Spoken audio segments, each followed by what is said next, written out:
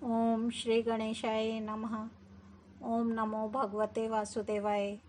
श्रीमद् भागवत में एकादश स्कंद 30वां अध्याय प्रारंभ करते हैं। यदुकुल का संहार। राजा परीक्षित ने पूछा, भगवान, जब महाभागवत उद्धव जी बद्रीवन को चले गए तब भूत भावन भगवान श्री कृष्ण ने द्वारका में क्या लीला रची? प्रभो, यदुवंश शिरोमणि भगवान श्री कृष्ण ने अपने कुल के ब्रह्म शाप ग्रस्त होने पर सबके नेत्रादि इंद्रियों के परम प्रिय अपने दिव्य श्री विग्रह की लीला का संवरण कैसे किया? भगवान, जब स्त्रियों के नेत्र उनके श्री विग्रह में लग जाते थे तब वे उन्हें वहां से हटाने में असमर्थ हो जाती थीं। जब संत पुरुष उनकी रूप माधुरी का वर्णन सुनते हैं तब वह श्री विग्रह कानों के रास्ते प्रवेश करके उनके चित्त में गड़ सा जाता है, वहां से हटना नहीं जानता। उसकी शोभा कवियों की काव्य रचना में अनुराग का रंग भर देती है और उनका सम्मान बढ़ा देती है। इसके संबंध में तो कहना ही क्या है। महाभारत युद्ध के समय जब वे हमारे दादा अर्जुन के रथ पर बैठे हुए थे, उस समय जिन योद्धाओं ने उसे देखते देखते शरीर त्याग किया, उन्हें सारूप्य मुक्ति मिल गई। उन्होंने अपना ऐसा अद्भुत श्री विग्रह किस प्रकार अंतर्धान किया? श्री सुखदेव जी कहते हैं, परीक्षित, जब भगवान श्री कृष्ण ने देखा कि आकाश, पृथ्वी और अंतरिक्ष में बड़े बड़े उत्पात अशकुन हो रहे हैं, तब उन्होंने सुधर्मा सभा में उपस्थित सभी यदुवंशियों से यह बात कही। श्रेष्ठ यदुवंशियों, यह देखो, द्वारका में बड़े बड़े भयंकर उत्पात होने लगे हैं। ये साक्षात यमराज की ध्वजा के समान हमारे महान अनिष्ट के सूचक हैं। अब हमें यहाँ घड़ी दो घड़ी भी नहीं ठहरना चाहिए। स्त्रियां, बच्चे और बूढ़े यहाँ से शंखोद्धार क्षेत्र में चले जाएं और हम लोग प्रभास क्षेत्र में चलें। आप सब जानते हैं कि वहाँ सरस्वती पश्चिम की ओर बहकर समुद्र में जा मिली है। वहाँ हम स्नान करके पवित्र होंगे, उपवास करेंगे और एकाग्रचित से स्नान एवं चंदन आदि सामग्रियों से देवताओं की पूजा करेंगे।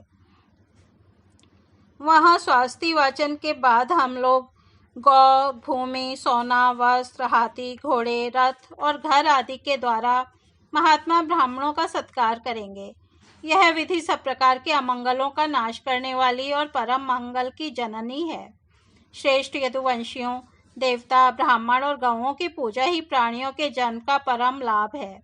परीक्षित, सभी वृद्ध यदुवंशियों ने भगवान श्री कृष्ण की यह बात सुनकर तथास्तु कहकर उसका अनुमोदन किया और तुरंत नौकाओं से समुद्र पार करके रथों द्वारा प्रभास क्षेत्र की यात्रा की।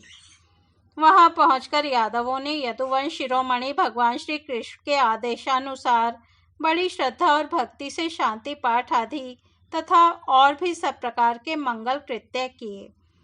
यह सब तो उन्होंने किया, परंतु देव ने उनकी बुद्धि हर ली और वे उस मैरेयक नामक मदिरा का पान करने लगे, जिससे नशे से बुद्धि भ्रष्ट हो जाती है। वह पीने में तो अवश्य मीठी लगती है, परंतु परिणाम में सर्वनाश करने वाली है। उस तीव्र मदिरा के पान से सबके सब उन्मत्त हो गए और वे घमंडी वीर एक दूसरे से लड़ने झगड़ने लगे। सच पूछो तो श्री कृष्ण की माया से वे मूढ़ हो रहे थे। उस समय वे क्रोध से भरकर एक दूसरे पर आक्रमण करने लगे और धनुष बाण, तलवार, भाले, गदा, तोमर और रिष्टि आदि अस्त्र शस्त्रों से वहां समुद्र तट पर ही एक दूसरे से भिड़ गए। मत वाले यदुवंशी रथों, हाथियों, घोड़ों, गधों, ऊंटों, खच्चरों, बैलों, भैंसों और मनुष्यों पर भी सवार होकर एक दूसरे को बाणों से घायल करने लगे, मानो जंगली हाथी एक दूसरे पर दांतों से चोट कर रहे हों। सबकी सवारियों पर ध्वजाएं फहरा रही थीं। पैदल सैनिक भी आपस में उलझ रहे थे। प्रद्युमन साम से, अक्रूर भोज से, अनिरुद्ध सात्यकी से, सुभद्र संग्रामजित से, भगवान श्री कृष्ण के भाई गद उसी नाम के उनके पुत्र से और सुमित्र सुरथ से युद्ध करने लगे। ये सभी बड़े भयंकर योद्धा थे और क्रोध में भरकर एक दूसरे का नाश करने पर तुल गए थे। इनके अतिरिक्त निषठ, उल्मुख, सहस्त्रजित, शतजित और भानु आदि यादव भी एक दूसरे से गुंथ गए। भगवान श्री कृष्ण की माया ने तो इन्हें अत्यंत मोहित कर ही रखा था। इधर मदिरा के नशे ने भी इन्हें अंधा बना दिया था। दाशारह, वृष्णि, अंधक, भोज, सात्वत, मधु, अर्बुद, माथुर, शूरसेन, विसर्जन, कुकुर और कुंती आदि वंशों के लोग सौहार्द और प्रेम को भुलाकर आपस में मारकाट करने लगे। मूढ़तावश पुत्र पिता का, भाई भाई का, भांजा मामा का, नाती नाना का, मित्र मित्र का, सुहृद सुहृद का, चाचा भतीजे का तथा एक गोत्र वाले आपस में एक दूसरे का खून करने लगे। अंत में जब उनके सब बाण समाप्त हो गए, धनुष टूट गए और शस्त्रास्त्र नष्ट भ्रष्ट हो गए, तब उन्होंने अपने हाथों से समुद्र तट पर लगी हुई एरका नाम की घास उखाड़नी शुरू की। यह वही घास थी जो ऋषियों के शाप के कारण उत्पन्न हुए लोहमय मूसल के चूरे से पैदा हुई थी। हे राजन, उनके हाथों में आते ही वह घास वज्र के समान कठोर मुद्गरों के रूप में परिणत हो गई। अब वे रोष में भरकर उसी घास के द्वारा अपने विपक्षियों पर प्रहार करने लगे। भगवान श्री कृष्ण ने उन्हें मना किया तो उन्होंने उनको और बलराम जी को भी अपना शत्रु समझ लिया। उन आतताइयों की बुद्धि ऐसी मूढ़ हो रही थी कि वे उन्हें मारने के लिए उनकी ओर दौड़ पड़े। कुरुनंदन, अब भगवान श्री कृष्ण और बलराम जी भी क्रोध में भरकर युद्ध भूमि में इधर उधर विचरने और मुट्ठी की मुट्ठी एर का घास उखाड़ उखाड़ कर उन्हें मारने लगे।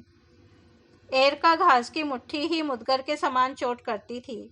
जैसे बांसों की रगड़ से उत्पन्न होकर दावानल बांसों को ही भस्म कर देता है, वैसे ही ब्रह्म शाप से ग्रस्त और भगवान श्री कृष्ण की माया से मोहित यदुवंशियों के स्पर्धा मूलक क्रोध ने उनका ध्वंस कर दिया।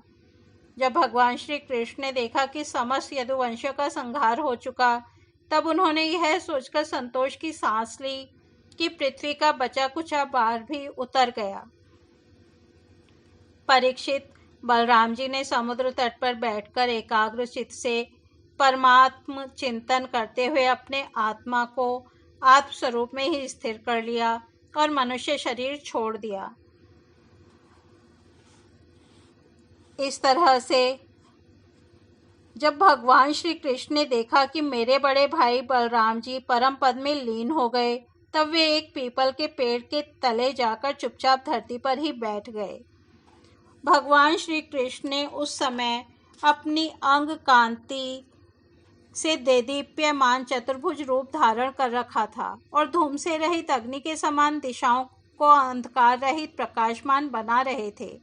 वर्षाकालीन मेघ के समान सांवले शरीर से तपे हुए सोने के समान ज्योति निकल रही थी। वक्षः स्थल पर श्री वत्स का चिन्ह शोभायमान था। वे रेशमी पीतांबर की धोती और वैसा ही दुपट्टा धारण किए हुए थे। बड़ा ही मंगलमय रूप था। मुख कमल पर सुंदर मुस्कान और कपोलों पर नीली नीली अलकें बड़ी ही सुहावनी लगती थीं। कमल के समान सुंदर सुंदर एवं सुकुमार नेत्र थे। कानों में मकराकृत कुंडल झिलमिला रहे थे। कमर में करधनी, कंधे पर यज्ञोपवीत, माथे पर मुकुट, कलाइयों में कंगन, बाहों में बाजूबंद, वक्षः स्थल पर हार, चरणों में नुपुर, अंगुलियों में अंगूठियां और गले में कौस्तुभमणि शोभायमान हो रही थी। घुटनों तक वनमाला लटकी हुई थी। शंख, चक्र, गदा आदि आयुध मूर्तिमान होकर प्रभु की सेवा कर रहे थे। उस समय भगवान अपनी दाहिनी जांघ पर बायां चरण रखकर बैठे हुए थे। लाल लाल तलवा रक्त कमाल के समान चमक रहा था। परीक्षित, जरा नाम का एक बहेलिया था। उसने मूसल के बचे हुए टुकड़े से अपनी बाण की गांसी बना ली थी। उसे दूर से भगवान का लाल लाल तलवा हरिण के मुख के समान जान पड़ा। उसने उसे सचमुच हरिण समझकर अपने उसी बाण से बींध दिया। जब वह पास आया तब उसने देखा कि अरे, ये तो चतुर्भुज पुरुष हैं। अब तो वह अपराध कर चुका था, इसलिए डर के मारे कांपने लगा और दैत्य दलन भगवान श्री कृष्ण के चरणों पर सिर रखकर धरती पर गिर पड़ा। उसने कहा, हे मधुसूदन, मैंने अनजान में यह पाप किया है। सचमुच मैं बहुत बड़ा पापी हूँ, परंतु आप परम यशस्वी और निर्विकार हैं। आप कृपा करके मेरा अपराध क्षमा कीजिए। सर्वव्यापक सर्वशक्तिमान प्रभु, महात्मा लोग कहा करते हैं कि आपके स्मरण मात्र से मनुष्यों का अज्ञान अंधकार नष्ट हो जाता है। बड़े खेद की बात है कि मैंने स्वयं आपका ही अनिष्ट कर दिया। वैकुंठनाथ, मैं निरपराध हरिणों को मारने वाला महापापी हूँ। आप मुझे अभी अभी मार डालिए, क्योंकि मर जाने पर मैं फिर कभी आप जैसे महापुरुषों का ऐसा अपराध न करूँगा। भगवान, संपूर्ण विद्याओं के पारदर्शी ब्रह्मा जी और उनके पुत्र रुद्र आदि भी आपकी योग माया का विलास नहीं समझ पाते, क्योंकि उनकी दृष्टि भी आपकी माया से आवृत है। ऐसी अवस्था में हमारे जैसे पापियों ने लोग उसके विषय में कह ही क्या सकते हैं। भगवान श्री कृष्ण ने कहा, हे जरे, तू डर मत, उठ उठ, यह तो तूने मेरे मन का काम किया है। जा, मेरी आज्ञा से तू उस स्वर्ग में निवास कर जिसकी प्राप्ति बड़े बड़े पुण्यवानों को होती है। श्री सुखदेव जी कहते हैं, परीक्षित, भगवान श्री कृष्ण तो अपनी इच्छा से शरीर धारण करते हैं। जब उन्होंने जराव्याध को यह आदेश दिया, तब उसने उनकी 3 बार परिक्रमा की, नमस्कार किया और विमान पर सवार होकर स्वर्ग को चला गया। भगवान श्री कृष्ण का सारथी दारुक उनके स्थान का पता लगाता हुआ उनके द्वारा धारण की हुई तुलसी की गंध से युक्त वायु सूंघकर और उससे उनके होने के स्थान का अनुमान लगाकर सामने की ओर गया। दारुक ने वहां जाकर देखा कि भगवान श्री कृष्ण पीपल के वृक्ष के नीचे आसन लगाए बैठे हैं। असहाय तेज वाले आयुध मूर्तिमान होकर उनकी सेवा में संलग्न हैं। उन्हें देखकर दारुक के हृदय में प्रेम की बाढ़ आ गई। नेत्रों से आंसुओं की धारा बहने लगी। वह रथ से कूदकर भगवान के चरणों पर गिर पड़ा। उसने भगवान से प्रार्थना की, प्रभु, रात्रि के समय चंद्रमा के अस्त हो जाने पर राह चलने वाले की जैसी दशा हो जाती है, आपके चरण कमलों का दर्शन न पाकर मेरी भी वैसी ही दशा हो गई है। मेरी दृष्टि नष्ट हो गई है, चारों ओर अंधेरा छा गया है। अब ना तो मुझे दिशाओं का ज्ञान है और न मेरे हृदय में शांति ही है। परीक्षित, अभी दारुक इस प्रकार कह ही रहा था कि उसके सामने ही भगवान का गरुड़ ध्वज रथ, पताका और घोड़ों के साथ आकाश में उड़ गया। उसके पीछे पीछे भगवान के दिव्य आयुध भी चले गए। यह सब देखकर दारुक के आश्चर्य की सीमा न रही। तब भगवान ने उससे कहा, दारुक, अब तुम द्वारका चले जाओ और वहाँ यदुवंशियों के पारस्परिक संहार, भैया बलराम जी की परम गति और मेरे स्वाधागमन की बात कहो। उनसे कहना कि अब तुम लोगों को अपने परिवार वालों के साथ द्वारका में नहीं रहना चाहिए। मेरे न रहने पर समुद्र उस नगरी को डुबो देगा। सब लोग अपनी अपनी धन संपत्ति, कुटुंब और मेरे माता पिता को लेकर अर्जुन के संरक्षण में इंद्रप्रस्थ चले जाए। दारुक, तुम मेरे द्वारा उपदेष्ट भागवत धर्म का आश्रय लो और ज्ञान निष्ठ होकर सबकी उपेक्षा कर दो तथा इस दृश्य को मेरी माया की रचना समझकर शांत हो जाओ। भगवान का यह आदेश पाकर दारुक ने उनकी परिक्रमा की और उनके चरण कमल अपने सिर पर रखकर बार बार प्रणाम किया। तदनंतर वह उदास मन से द्वारका के लिए चल पड़ा। इस तरह से श्रीमद् भागवत में 11 स्कंद 30वां अध्याय समाप्त होता है। कल हम 31वां अध्याय श्री भगवान का स्वधाम गमन सुनेंगे। तब तक हम यही विराम देते हैं। हरि ओम तत्सत।